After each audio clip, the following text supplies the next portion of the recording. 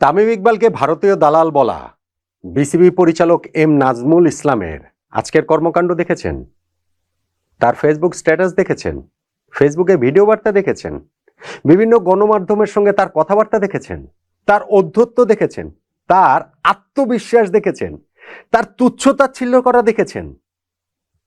যদি আপনি এটা ফলো করেন তাহলেই বুঝতে পারবেন কেন আমি গতকাল থেকেই বলে আসছি যে তার এই মন্তব্যটা শুধু তার মন্তব্য না, তাকে মাঠে নামানো হয়েছে।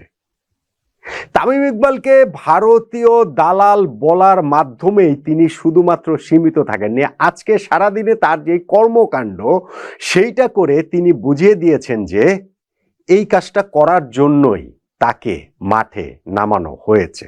আমি অন্ততপক্ষে সেটা বুঝতে পেরেছি। দেখুন, বাংলাদেশ ক্রিকেটে এখন খুবই একটা নড়বড়ে অবস্থার ভেতর দিয়ে আমরা যাচ্ছি।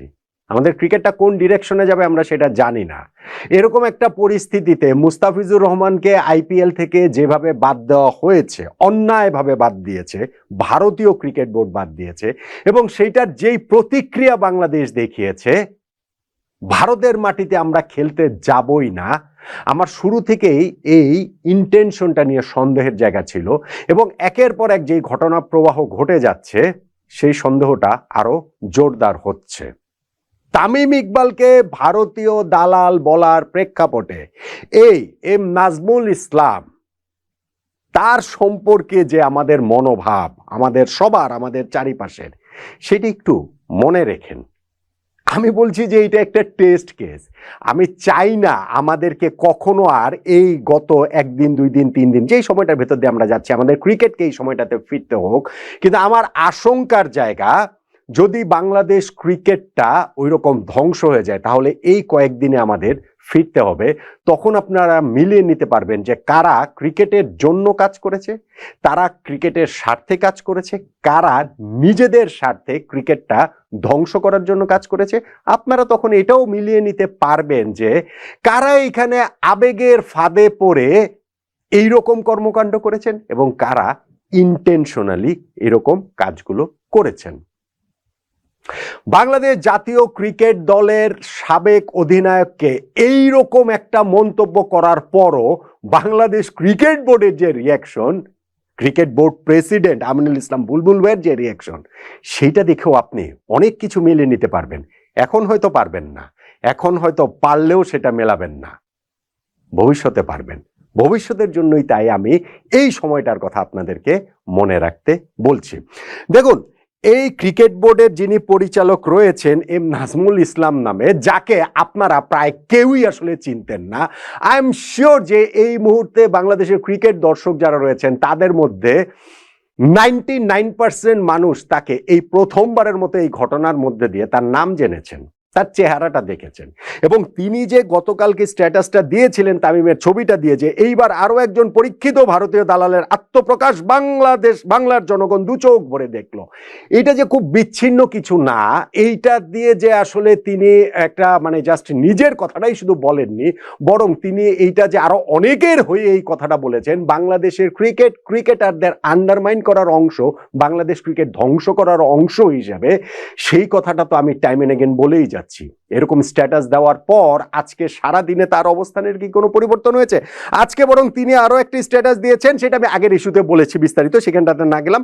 এইখানটাতে উনি এমন একটা কথা বলেছেন যে দেশের জনগণের সেন্টিমেন্টের বাইরে গিয়ে ভারতীয়দের হয়ে ব্যাট করছেন আন্তর্জাতিক ক্রিকেটে বাংলাদেশের জার্সিতে 15,000 রান করা এক লেজেন্ডারি ক্রিকেটার।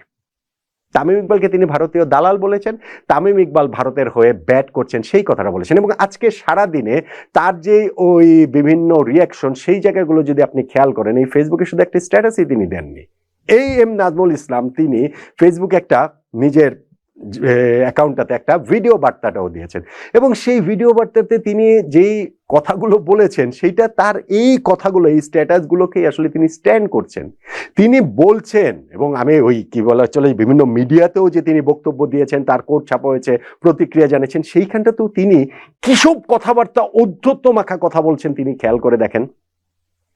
তিনি বলছেন যে দালাল শব্দটা বাংলা বলে সেইটা শুনতে খারাপ লেগেছে, ইংরেজিতে এজেন্ট বললে মনে হয় ভালো হতো।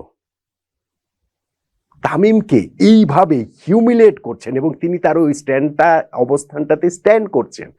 বাংলাদেশের এই মানে বাংলা ভাষায় বলার কারণে মানে তুচ্ছ তাচ্ছিল্যের মাত্রার জায়গাটা আসলে দেখেন। তিনি বলছেন যে আমিও বাংলাদেশের দালাল, কিন্তু কেউ কেউ এরকম ইস্যুতে অন্য দেশের হয়ে কাজ করছে। এরকম অ্যাকুইজিশন জাতীয় দলের একজন ক্রিকেটারকে দিচ্ছেন এবং আমাদের ক্রিকেট বোর্ড সেই জায়গাটাতে চুপচাপ বসে আছে।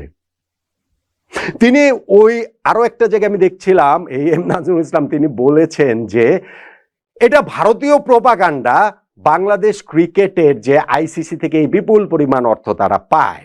তামিম যেই কথাটা বলেছেন যে আমাদের ক্রিকেট পরিচালনার 90 থেকে 95% টাকা এই আইসিসি থেকে আসে।